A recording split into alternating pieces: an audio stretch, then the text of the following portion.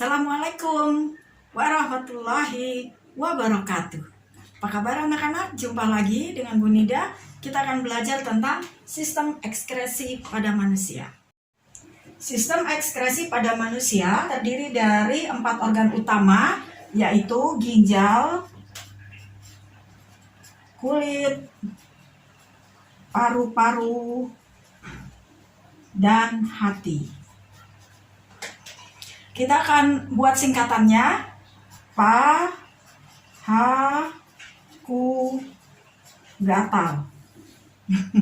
Sebuah singkatan untuk memudahkan kamu mengingat. Pa, paru-paru, ha, hati, ku, kulit, dan gatalnya untuk kata ginjal. Di mana letak paru-paru? Letak paru-paru ada pada rongga dada, dilindungi oleh tulang-tulang rusuk, ya.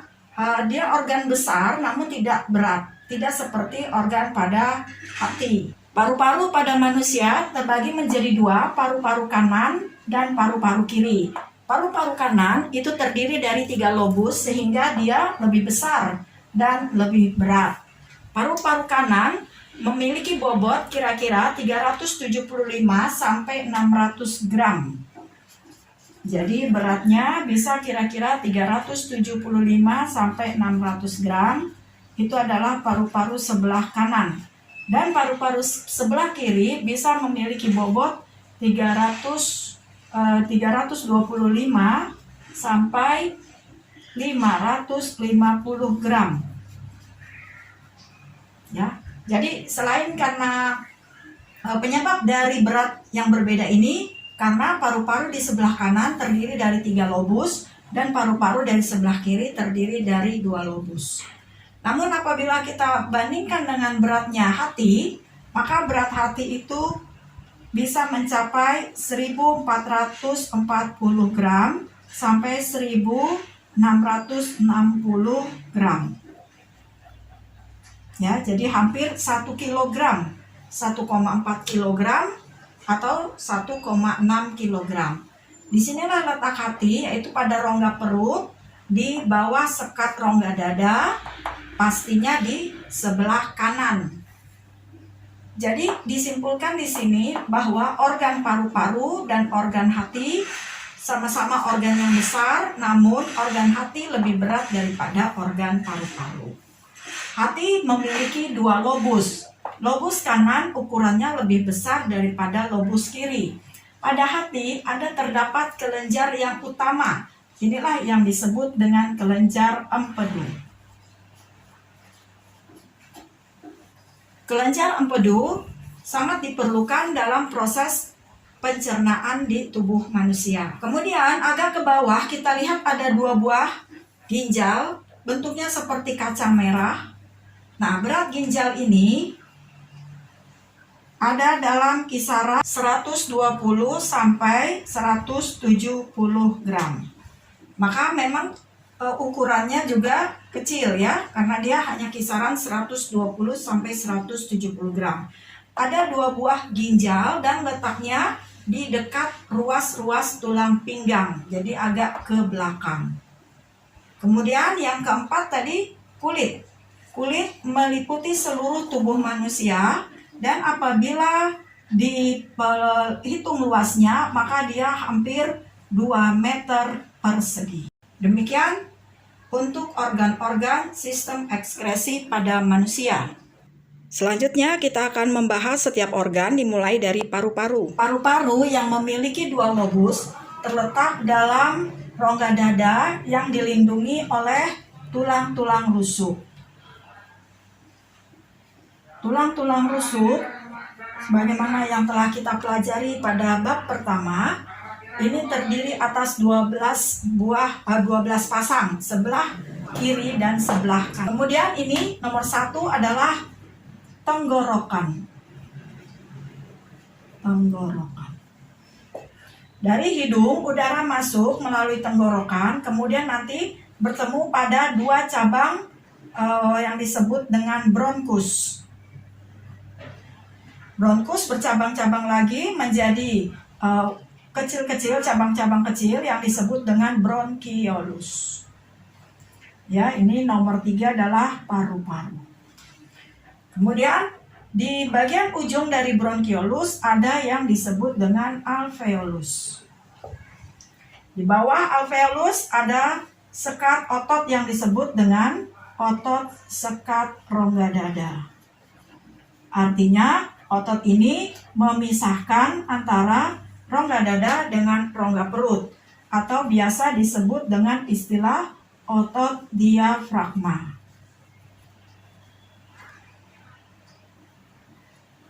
Yang penting dalam proses ekskresi di sini adalah alveolus. Alveolus terjadi di dalamnya proses pertukaran oksigen dan CO2. Semuanya ada dalam sistem pernafasan ketika kita menghirup udara dan mengeluarkan udara. Jadi, zat apakah yang dikeluarkan dalam sistem ekskresi paru-paru? Maka yang dikeluarkan itu adalah CO2 dan uap air, atau sering juga disebut dengan H2O. Baik, selanjutnya kita akan masuk ke dalam organ yang kedua, yaitu hati. Hati berperan penting dalam proses pencernaan dan proses ekskresi. Hati memiliki dua lobus kanan dan lobus kiri. Di dalamnya sel-sel darah merah yang telah rusak akan diolah dan kemudian akan dihasilkan kelenjar empedu. Di dalam hati juga ada zat di dalam makanan kita, yaitu protein yang telah dirubah menjadi asam amino. Hasil perombakannya akan menghasilkan bahan yang berbahaya yang disebut dengan NH3 atau amonia. Nah, di dalam hati zat ini akan diubah menjadi urea yang lebih aman di dalam tubuh. Urea kemudian akan dikeluarkan bersama darah dan masuk ke dalam ginjal, lalu dikeluarkan bersama urin. Kelenjar empedu sebagai hasil dari proses kimia yang ada di dalam hati berperan dalam mengemulsikan lemak. Maka kelenjar empedu ini bersama dengan enzim-enzim yang ada di pankreas akan masuk ke dalam usus 12 jari. Berfungsi di sini mencerna makanan secara kimiawi. Jadi dapat disimpulkan bahwa hasil ekskresi dari kelenjar hati ada dua, yaitu getah empedu dan urea. Ada di sini yang perlu kalian ketahui bahwa kelenjar empedu itu mengandung air, garam-garam empedu, lecitin, zat warna empedu, dan kolesterol. Apabila kelenjar empedu ini mengalami kekurangan lecitin, namun kelebihan kolesterol, maka dapat menyebabkan batu empedu. Batu empedu selanjutnya berpengaruh buruk karena dapat menghambat aliran dari getah empedu menuju ke usus 12. Baik, selanjutnya kita akan masuk ke organ ginjal atau REN. Organ ginjal ini terbagi atas 3 bagian. Yang pertama adalah kulit ginjal, atau biasa dikenal dengan kata korteks. Kemudian yang kedua ini adalah medula, atau disebut juga sumsum ginjal. Kemudian ini bagian yang ketiga adalah pelvis. Bagian ginjal yang pertama dilewati oleh darah ketika masuk melalui arteri renalis, membawa darah bersama dengan oksigen dan zat-zat lainnya masuk ke dalam ginjal menuju ke bagian kulit ginjal. Pada kulit ginjal terdapat jutaan nefron. Di nefron inilah terjadi penyaringan darah atau yang disebut dengan proses filtrasi. Jadi proses filtrasi terjadi pada lapisan pertama dari kulit ginjal, yang disebut dengan korteks. Kemudian darah yang dihasilkan dari filtrasi atau hasil filtrat itu akan masuk ke dalam medula.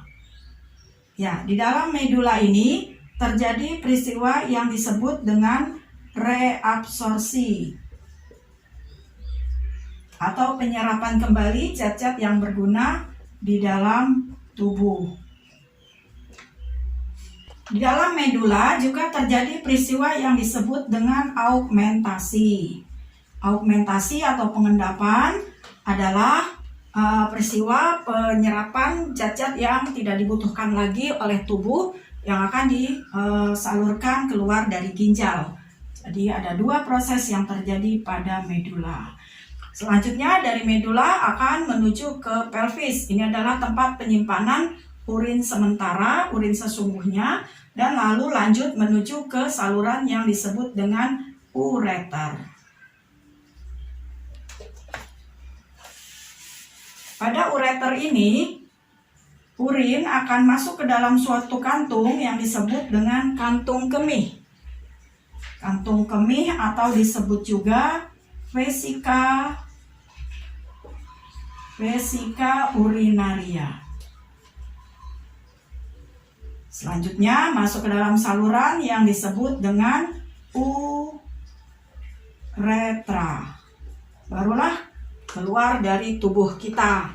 Nah, untuk lebih jelasnya, Ibu akan menjelaskan proses terjadinya pembentukan urin dengan melalui bagian-bagian dan proses serta hasilnya. Baik, selanjutnya proses pembentukan urin di dalam ginjal dimulai dengan darah masuk melalui arteri renalis.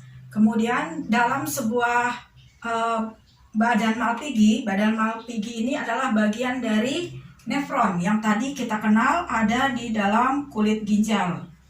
Badan Malpighi terdiri atas dua bagian, yaitu kapsul Bowman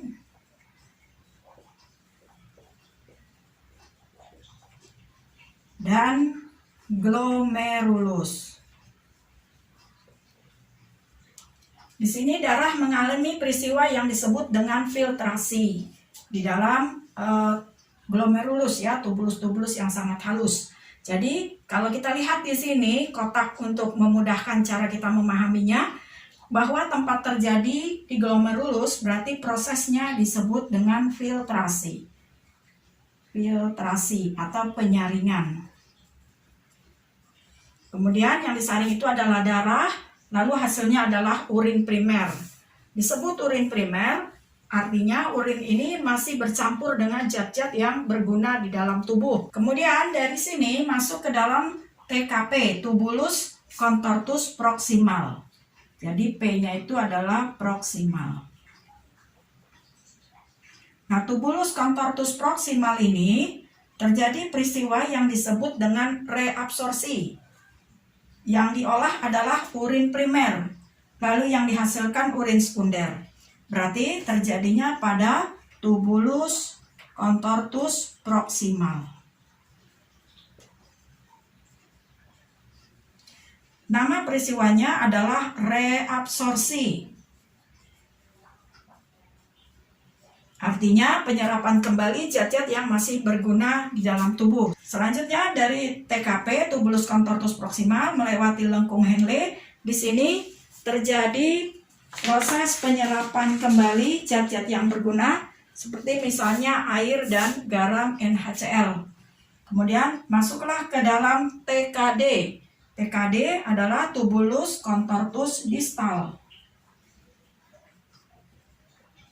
Nah, ini ada tulisan tubulus contortus distal. Dia mengolah urin sekunder untuk menjadi urin sesungguhnya.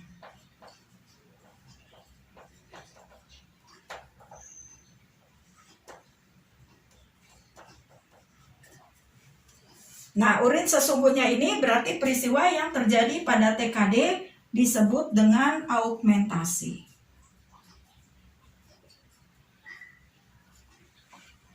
Urin sesungguhnya itu kemudian dikumpulkan dalam sebuah tubulus yang disebut tubulus pengumpul atau pelvis yang selanjutnya akan dikeluarkan melalui ureter, ya, seperti yang tadi dijelaskan, dari situ ke kantung kemih dan uretra.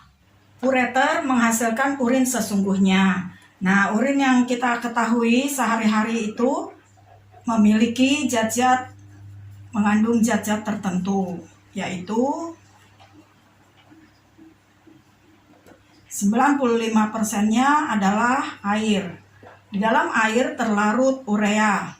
Urea ini adalah hasil perombakan protein yang menghasilkan amonia atau NH3. NH3 ini berbahaya bagi tubuh, maka oleh ginjal akan dirubah menjadi urea. Kemudian yang berikutnya adalah garam-garam dapur atau NaCl. Ya.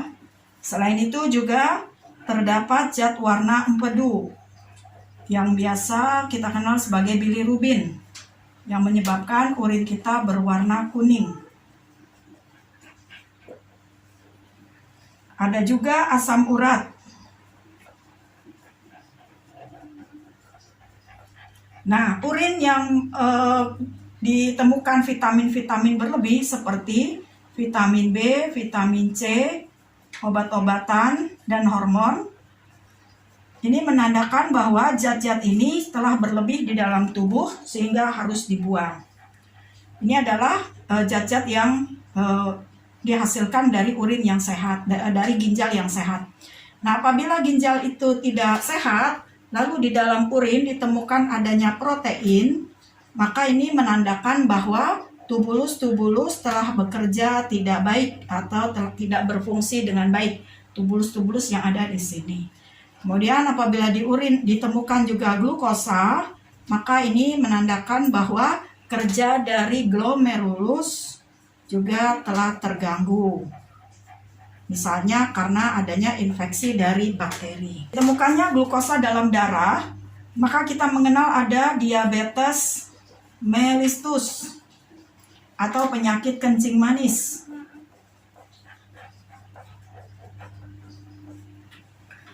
Hal ini disebabkan karena ginjal tidak mampu mengubah zat glukosa, gula darah menjadi glikogen atau gula otot. Bisa juga disebabkan karena kekurangan hormon insulin. Sedangkan yang satunya lagi, diabetes insipidus. Ini ditandai dengan pengeluaran volume urin berlebih, bisa sampai 30 kali dari volume yang biasa. Kelebihan volume urin.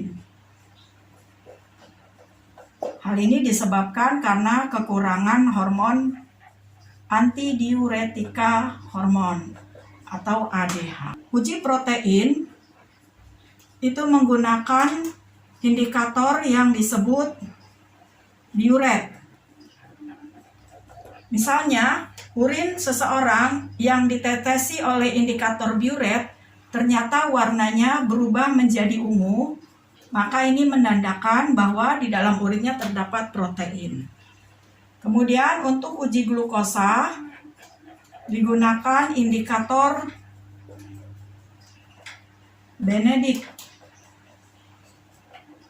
Nah, urin yang ditetesi dengan indikator Benedict lalu berubah warnanya menjadi merah bata.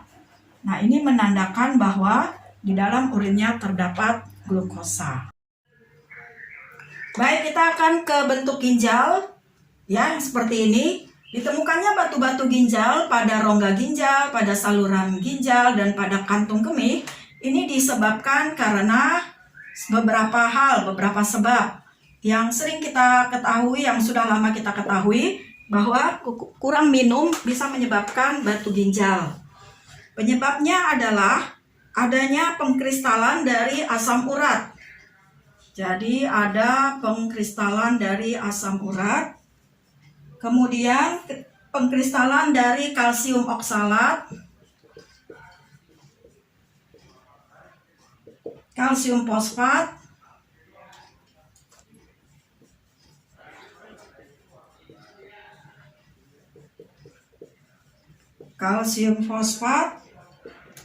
dan kristal-kristal garam lainnya. Kurangnya minum atau juga disebabkan karena derajat keasaman kurang minum, derajat asam dan basa yang tidak normal pada urin, serta aktivitas dari kelenjar paratiroid. Nah, akibat dari batu ginjal yang berada pada tempat-tempat saluran ini, maka bisa menimbulkan tukak lambung, kemudian menyebabkan infeksi dari bakteri. Maka yang perlu kita jaga adalah untuk banyak minum air putih. Jangan minum gula berlebih atau mengandung zat warna berlebih, karena itu nanti bisa menimbulkan endapan-endapan garam kalsium di dalam ginjal kita. Baik, kita ke alat ekskresi yang terakhir, yaitu kulit. Kulit memiliki 3 lapisan utama, yaitu kulit ari, kulit jangat, dan kulit bagian bawah atau lapisan lemak. Kulit ari disebut juga epidermis. Kemudian kulit jangat disebut juga dermis. Dan yang terakhir adalah lapisan adiposa atau tadi yang disebut dengan hipodermis. Kita lihat di sini, lapisan epidermis tidak sampai ke atas pembuluh darahnya. Jadi pada lapisan epidermis ini atau kulit ari bisa saja terkelupas, namun tidak mengeluarkan darah. Pada lapisan epidermis banyak terdapat sel-sel yang tumbuh keluar untuk menggantikan sel-sel epidermis yang telah terkelupas. Di bagian dermis sangat banyak terdapat unsur-unsur penyusunnya, seperti misalnya saraf, seperti di sini misalnya saraf peraba, kemudian ini saraf tekanan, ya ada juga saraf yang peka terhadap suhu panas dan suhu dingin. Selain itu juga banyak pembuluh darah di sini. Pembuluh darah berhubungan dengan rambut dan dengan kelenjar keringat. Nah, yang utama untuk sistem ekskresi pada kulit adalah kelenjar keringat. Kelenjar keringat ini juga berhubungan dengan sel saraf. Dan apabila sel saraf telah memberikan sensor, maka keringat akan dikeluarkan dari kelenjar ini melalui kulit kita. Kemudian ada yang unik di sini, yaitu akar rambut. Akar rambut memiliki otot rambut. Artinya, rambut bisa berdiri tegak atau rebah disebabkan karena aktivitas otot rambut. Lapisan yang paling bawah disebut juga lapisan adiposa atau lapisan lemak. Lapisan lemak ini berfungsi untuk menjaga suhu tubuh. Nah, berarti kalau tubuhnya banyak menyimpan lemak atau gemuk, maka dia akan mampu menahan suhu yang dingin di luar tubuhnya. Seperti itu. Baik, kita simpulkan untuk kulit, maka yang diekskresikan adalah ekskresikan kulit adalah keringat. Sekarang kita akan memperhatikan sel pada tubuh kita sendiri, sel manusia. Tadi Ibu menjelaskan bahwa ada yang namanya respirasi sel sebelumnya. Respirasi sel berarti pernafasan yang terjadi di dalam sel. Wah, aneh juga ya, ternyata tidak hanya paru-paru kita bernafas, tetapi bagian kecil dari tubuh kita juga bernafas. Nah, tahukah kamu bagian mana dari sel ini yang bekerja sebagai tempat untuk respirasi atau pernafasan? Kemarin kalian sudah beberapa kali kita bahas tentang sel, maka yang berperan dalam respirasi sel ini adalah bagian yang kita lihat berwarna biru di sini, yaitu mitokondria. Mitokondria. Apa yang dihasilkan dari respirasi sel? Yang dihasilkan dari respirasi sel adalah jadi mitokondria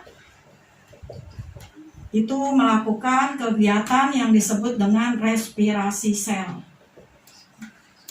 Yang dihasilkannya adalah karbon dioksida dan uap air. Nah, selanjutnya dari setiap sel di dalam tubuh kita, baik di kulit maupun di organ-organ, nah semua itu akan mengeluarkan CO2 dan H2O yang kemudian akan dikirim ke ginjal, dikirim ke hati, dan juga dikirim pada kulit kita. Sekarang kita akan menuliskan pola hidup sehat untuk menjaga kesehatan dari sistem ekskresi kita.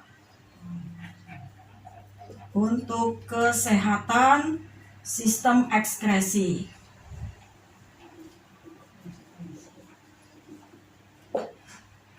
Apa sajakah itu? Ya betul, yang pertama berolahraga. Jadi jangan bermalas-malasan ya, jalan kaki, pergi ke suatu tempat dengan naik sepeda, itu adalah salah satu bentuk dari olahraga. Apalagi kalau bisa dibuat rutin. Kemudian yang kedua, makan makanan bergizi namun seimbang. Jadi jangan berlebihan dan jangan hanya menunya itu-itu saja. Kemudian minum air putih. Minum air putih minimal 2 liter dalam 1 hari. 2 liter per hari. Lalu jangan menunda-nunda buang air kecil. Kenapa? Karena apabila kalian menunda-nundanya, maka bisa menimbulkan batu endapan mineral di dalam saluran air seni kamu. Jangan menunda buang air kecil. Ya, yang utama dari ini semua juga adalah menjaga kebersihan.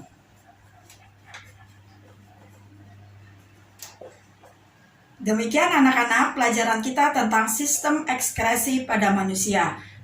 Semoga bermanfaat dan dapat membantu kalian dalam pembelajaran IPA kelas 8 semester 2. Ibu mohon maaf apabila ada kesalahan kata. Wassalamualaikum warahmatullahi wabarakatuh. Thank you for watching. Don't forget to like and subscribe and touch the subscribe button. Thank you.